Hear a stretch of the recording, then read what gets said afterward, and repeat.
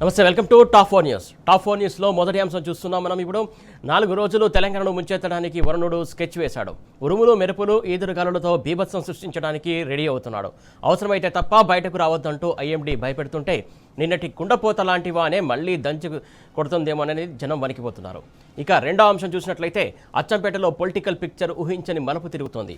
ఇప్పటికే గుబలకు బాయ్ చెప్పినటువంటి గులాబీ కేడర్కు భరోసా ఇచ్చేందుకు హైకమాండ్ దిద్దుబాటు చర్యలు చేపట్టింది. పార్టీ పెద్దల సూచన మేరకు అచ్చంపేటకు వెళ్లినటువంటి గులాబీ నేతలు స్థానిక నాయకత్వాన్ని పటిష్టం చేసే దిశగా చర్యలు మొదలుపెట్టారు. ఇక టాప్ 4లో మూడో అంశం చూసినట్లయితే తెలంగాణ సాంస్కృతిక శాఖ గగ్గోలు పెడుతుంది. 10 మంది నుంచి చెబుతూ నీతి నియమాల వల్లే వేసేటువంటి శాఖలో ఉద్యోగుల ఉసురుమంటున్నారు రేవంత్ సర్కార్పై. రవీంద్ర భారతి వేదికగా నెల జీతాలు ఇస్తామన్న మాట ఏమైందంటూ నిలదీస్తున్నారు ఎంప్లాయీస్. ఇక నాలుగో అంశం చూసినట్లయితే సినీ కార్మికులు పట్టు వీడేది లేదంటున్నారు.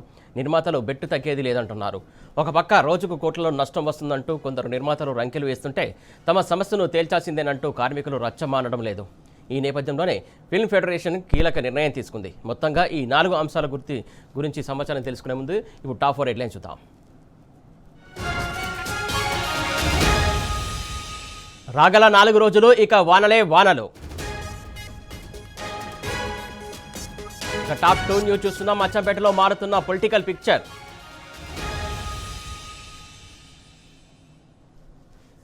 ఇక టాప్ 3 న్యూస్ చూస్తున్నాం. తెలంగాణ సాంస్కృతిక శాఖలో కరువైన సంతోషాలు.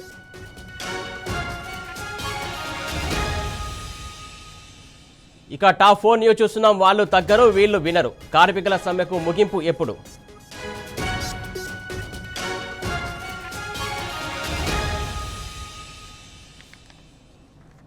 రైట్, ఇక టాప్ 4 న్యూస్లో టాప్ 1 న్యూస్ చూస్తున్నాం. మళ్ళీ రాగల 4 రోజులు ఇక వానలే వానలు.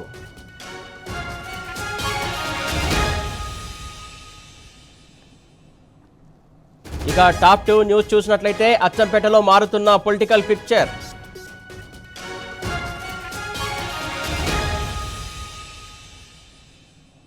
ఇక టాప్ 3 న్యూస్ చూస్తున్నాం మనం.